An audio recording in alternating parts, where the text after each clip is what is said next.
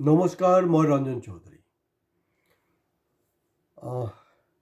আইতাৰ পৰা শুনিছিলোঁ যে আপোনাৰ এতিয়া নেকি ঘোৰ কলি চলি আছে। এতিয়াও যিসকল আইতা হৈছে তেওঁলোকো ঘোৰ কলি বুলি কৈ আছে।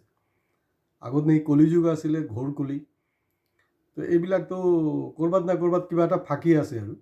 তাৰমানে আগত ভাল আছিল, এতিয়া ঘোৰ কলি চলি আছে। এতিয়া কলিও গ'ল, ঘোৰ কলিও গ'ল। এতিয়া ভক্তিবাদৰ একচুৱেলি যুগ আহিছে আৰু ভক্তিবাদ চলি আছে। আৰু ভক্তিবাদৰ তাততো আমি সন্মান কৰোঁৱেই, কাৰণ ভক্তিভাৱটো থাকিব লাগে। চব মানে সুস্থ স্বাভাৱিক কথা বতৰাবিলাক পাতিব লাগে, যাতে আপোনাৰ প্ৰতিবেশী, আপোনাৰ সমাজ, আপোনাৰ দেশ, আপোনাৰ পৃথিৱীত ক'তো যাতে কোনো মানুহ মানে আপোনাৰ কথাত বেয়া নাপায়। কাৰণ কথা এটা আছে যে কথাত বটা পায়, কথাতে কটা যায়। তো সেইটোৰ ক্ষেত্ৰত কিন্তু আপোনাৰ 100ত 105 মই দিব খুজিছোঁ সৰ্বানন্দ সোণোৱালৰ। অসমত ৰাজনীতিক জগতৰ পৰিপ্ৰেক্ষিতত মই ক'ব খুজিছোঁ যে ভক্তিবাদৰ প্ৰথম যে প্ৰৱৰ্তন কৰিছে, কাৰণ ইয়াৰ পিছত আৰু বহুতে ক্লেইম কৰিব ন, প্ৰথম প্ৰৱৰ্তন কৰিছে ভক্তিবাদ সৰ্বানন্দ সোণোৱাল ডাঙৰীয়া। চাব, সৰ্বানন্দ সোণোৱাল ডাঙৰীয়াৰ বক্তব্য আৰু হিমন্ত বিশ্বৰ বক্তব্য দুইটা বেলেগ বেলেগ মেৰুত অৱস্থান কৰিছে। এতিয়া শুনিছোঁ কাৰোবাক বোলে 1,500 টকা হেৰি দিব, মাহিলী মানে পেঞ্চন দিয়াৰ ব্যৱস্থা হৈছে। ভাল কথা, ক'বলৈ একো নাই। কিন্তু যদি সেইটো দিবলৈ আছে, প্ৰথম আচলতে দিব লাগিছিলে সৰ্বানন্দ সোণোৱালক, কাৰণ তেওঁ আচলতে উদাসীন ভকতৰ মানে মেইন এম্বেচেডৰ যদি বুলি মই কওঁ, সৰ্বানন্দ সোণোৱাল। তেওঁৰ কথা বৰাক ব্ৰহ্মপুত্ৰ পাহাৰ বহিয়াম, এই যে কথাবিলাক আজি অতদিনে শুনি আহিছোঁ।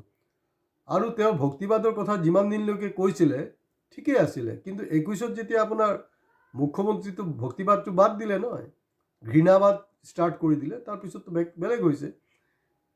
তো এতিয়া কথাটো হ'ল যে নতুন যে আঁচনি, নতুন আঁচনিত মোৰ আপত্তি নাই। 1,500 টকাকে, 1.5 লাখ টকাকে দিয়ক না, কোনে মানা কৰিছে? কিন্তু সেইটো কোনোপধ্যে যাতে আমাৰ টেক্স পেয়াৰৰ টকা হ'ব নালাগে। চৰকাৰ যে দি আছে সেইটো তাহাঁতৰ বাপৰ পইচা নহয়, বা বিজেপিৰ পলিটিকেল ফাণ্ডৰো পইচা নহয়, এইটো আমাৰ টেক্স পেয়াৰৰ পইচাৰ পৰা এইবিলাক অনুদান দি আছে। এছাম এনেকুৱাও দেখিছোঁ আমি, উদাসীন মানে ভকত আছে, সন্মান জনাই মই ক'ব বিচাৰিছোঁ, আমি সৰুতেও ভকত দেখিছোঁ, এতিয়াও দেখি আছোঁ, সৰহসংখ্যক ভালেই। কিন্তু এতিয়া সদ্যহতে কিছু ভকত যে হেৰি হৈছে, তাত আৱিৰ্ভাৱ হৈছে। মূল কথাটো হ'ল কিন্তু নিবনুৱা সমস্যা, কোনো একো কৰিব পৰা নাই। কাৰণ মই নিজে দেখিছোঁ, আমাৰ যোনটো কালিবাৰী আছে, কালিবাৰীত যিজন পুৰোহিত হৈছিলে, এতিয়া তেওঁ নাই, এতিয়া ঢুকালে। তেওঁৰ ল'ৰা ভাই তেওঁলোকে চলাই আছে।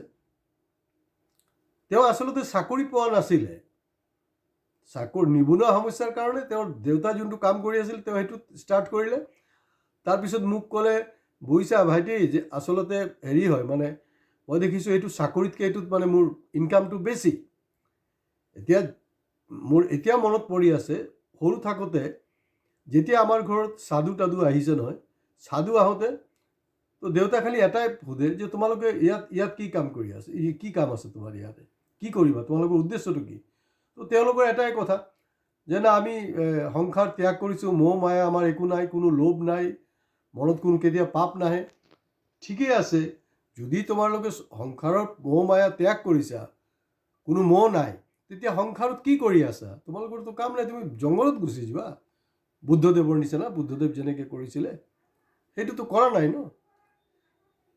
তো কাৰবাৰবিলাক তেনেকুৱাকৈ হৈ আছিলে। তো একচুৱেলি মই একদম চিয়'ৰ যে সৰ্বানন্দ সোণোৱাল, তেখেতক যদি 1,500 টকা এটা পেঞ্চন দিয়া হয়, তেওঁ সেইটোতে চলিব পাৰিব। কাৰণ বাস্তৱতে তেওঁৰ এই যে ধৰি লওক, তেওঁ কেন্দ্ৰীয় মন্ত্ৰী বা তেওঁ MP হিচাপে যি টকা পইচা পাই আছে, সা সুবিধা পাই আছে, সেইবিলাক মই একদম চিয়'ৰ যে তেওঁ এইটো অনায়াসে এইটো ত্যাগ কৰিবলৈ সাজু।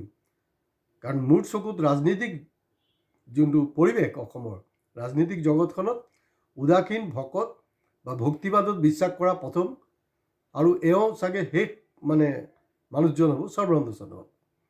এতিয়া ধৰি লওক ক'ৰবাত ইউনিভাৰ্চিটিত কাক মাৰ্ডাৰ কৰিছিলে, কি কৰিছিলে, মই সেইবিলাক নাজানো। তেনেকুৱাতো আপোনাৰ এইটো কি আছিলে আমাৰ ৰামায়ণ লিখাজন, এই ৰত্নাকৰ দস্যুটো পিছত বাল্মীকি হৈ গ'ল ন। কথা দস্যুটো বাল্মীকি হ'ল। তো মই চৰবাৰ সেইবিলাক ব্যক্তিগত জীৱনলৈ যাবলৈ খোজা নাই। কিন্তু দুখ লগা বিষয়টো সেইটোৱে যে সত্ৰৰ যে আজি বহুত জেগাত যে মাটি নাইকিয়া হৈছে, তাত কি যিবিলাক মানে হেৰি আছে, ভকত আছে, তেওঁলোকৰ কি কোনো ধৰণৰ মানে অৰিহণা নাই নেকি? আপোনালোকে নিজে কমেণ্ট বক্সত কমেণ্টছ কৰিব। আৰু এটা কথা, কাৰণ হিন্দু বঙালীৰ ভোট কিন্তু বিজেপিক লাগে, বিহাৰীৰ ভোট লাগে। তো গতিকে এই যে দুৰ্গাবাৰী, কালীবাৰী যিবিলাক পুৰোহিত আছে নহয়, তেওঁলোকৰ কাৰণে এনেকুৱা এটা অনুদান ব্যৱস্থা কৰিব লাগিব, দিয়া উচিত। কাৰণ সেইটো কমিউনিটিৰ মানুহটো বেছিকৈ ভোট দিব ন। তেওঁলোকক 1,500 ঠাইত 3,000 টকা দিয়া উচিত। কিছুমান ক্ষেত্ৰত আপোনালোকে দেখিব এই কিবা শনি মন্দিৰ আছে বা ক'ৰবাত এইটো কি বুলি কয় বজৰংবলী মন্দিৰ আছে, এইবিলাক হিন্দী ভাষী আছে। তো এইবিলাককো দিব লাগেতো, সমান বিচাৰ হ'ব লাগে, বিচাৰটো সমান হ'ব লাগে, এইটো হোৱা নাই। আৰু মই এটা বস্তু বুজি নাপাওঁ, আপোনালোকে প্ৰেছৰ মানুহ বেয়া পায়, মই যে কৈ থাকোঁ ন, যে এছাম পত্ৰকাৰ পিছাচৰ ভূমিকা পালন কৰি আছে। বহুত দুখ লাগে মই ক'বলৈ। মই প্ৰেছৰ ফ্ৰীডমক মানো, চব ঠিক আছে, কিন্তু এই যে মানে পত্ৰকাৰ যেতিয়া পিছাচ হৈ যায় ন, মোৰ বেয়া লাগে। আজি কংগ্ৰেছ চৰকাৰ থকা হ'লে আমাৰ অসমৰ নেশ্যনেল লেভেল বাদেই দিয়ক, কাৰণ নেশ্যনেল লেভেলে মামাক কি কৈছে, কি কাক কি অনুদান দিছে, এইবিলাক পাত্তাই নিদিয়ে। এইটো আজি কংগ্ৰেছ চৰকাৰ হ'লে, গগৈ চৰকাৰ হোৱা হ'লেতো নিশ্চয় তেওঁলোকে টিভি টক শ্ব' কৰিলে হয়। আপুনি লাগিলে সেই মৌলবী-চৌলবীকেইটাক নিদিয়ক, কোনো অসুবিধা নাই। কিন্তু হিন্দুৰতো আপোনাৰ যেনেকৈ হিন্দু বঙালী আপোনাৰ এই কালীবাৰী, দুৰ্গাবাৰী চামুলিছে, তাহাঁতক দিয়ক। আৰু সেই শনিবাৰী আৰু এইটো কি বুলি কয় বজৰংবলী মন্দিৰ চামুলিছে, তেওঁলোকে হিন্দী ভাষী, সিহঁতকো দিয়ক। আৰু আজি কংগ্ৰেছ থকা হ'লে টক শ্ব' কৰিলে হয়। আপোনালোকৰ গাৰ্ডছ আছেনে যে সেইটোক লৈ আপোনালোকে টক শ্ব' কৰক? আৰু মই চিয়'ৰ আমাৰ চেনেলটো মানুহে কেলৈ চাই আছে, কেলৈ ভিউ কৰি আছে, কেলৈ ছাবস্ক্ৰাইব কৰি আছে? হয়, আমাৰ চেনেলটোক ডিমৰালাইজ কৰাৰ কাৰণে বহুত ধৰণৰ চৰকাৰে কিন্তু প্ৰচেষ্টা হাতত লৈছে। কিছু ক্ষেত্ৰত তেওঁলোকে কৃতকাৰ্য হৈছে, নোহোৱা নহয়। কিন্তু সেইটো কাৰণে মই ক'ম, আমাৰ যে ভিউৱাৰ্ছ আছে, ছাবস্ক্ৰাইবাৰ আছে, তেওঁলোকক কমপক্ষে 10জনকৈ ছাবস্ক্ৰাইবাৰ দিবলৈ, আৰু ভিডিঅ'ক বেছিকৈ এইটোক শ্বেয়াৰ কৰাৰ কাৰণে। কাৰণ এই কথা বতৰাবিলাক সকলোৱে জনা উচিত। তাৰ মূল কাৰণ আপোনালোকে আজিৰ ডেটত কওক যে অসমৰ একজন পত্ৰকাৰ, একজন টিভি এংকাৰে এইটো এংগেলত চৰকাৰক সেইটো বিষয়ত কিবা কথা পাতিছে। যদি পাতিছে কমেণ্ট বক্সত কমেণ্ট কৰক, নহ'লে ছাৰেণ্ডাৰ কৰক যে আপুনি বেয়া কৈছে, ভাল কৈছে, যি লিখিব আছে লিখক, কিন্তু মনে নাথাকিব। আপোনালোক জাগিব লাগিব, যদি নাজাগে বিপদ আছে। আজি ইয়াতে শেষ কৰিছোঁ, নমস্কাৰ।